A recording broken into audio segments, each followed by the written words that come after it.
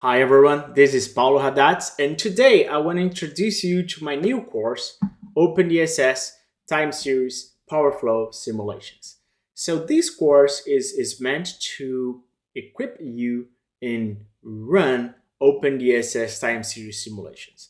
I recommend you taking this course after you do the opendss Snapshot Powerflow simulations because this one is going to give you the foundation of the most important simulation mode in OpenDSS.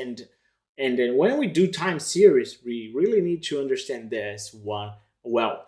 And also the PyDSS interface, because in the time series, some of the things we're gonna do there will use the Python capability, right? So if I go to my OpenDSS time series content, let's go to this website.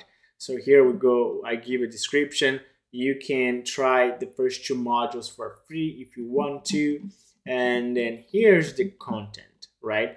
We start by setting up OpenDSS in Python. So I covered that with you. And then we go to the module 3, which is perform time series simulations. And I think is really core module because we're going to talk about the differences between snapshot and time series. Very, very important. We're going to talk about the different modes and then how we're going to set the time series settings, right? So what we need to change to be able to run those simulations. Then we're going to go to results. Here we're going to look at, first, be careful with the results you see in OpenDSS, and we're going to understand the reason. Then I'm going to talk about energy meters, monitor, and then also demand interval, which is very, very key if you are interested in looking at violations.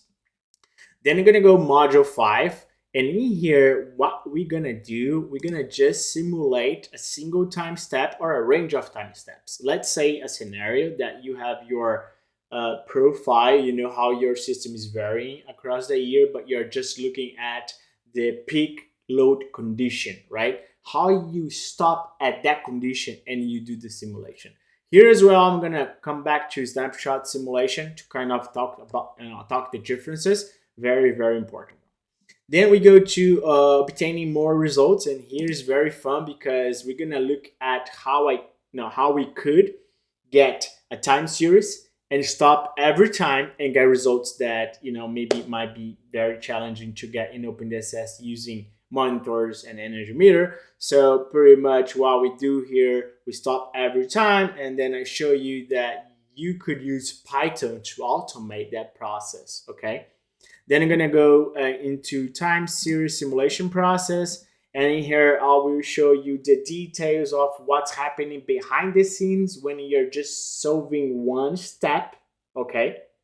And also how it moves to the next steps. So it's very, very interesting, a very important, I guess, topic if you are trying to use your own control elements, creating your own elements using Python. Then we're gonna look at one of the most important modules here, which is exploring load shapes, okay? Because load shape is really the input for your time series simulation. So here I show you different ways you could include load shapes into your model. And then finally, what would be my next steps to learn more about OpenDSS. Again, I think this is very important course, but I would recommend you first get the snapshot and power and PyDSS interface, so you know both OpenDSS well and Python, and then you get this course. So if you have any questions, please leave in the comment section below. If you're new here, don't forget to subscribe to my channel.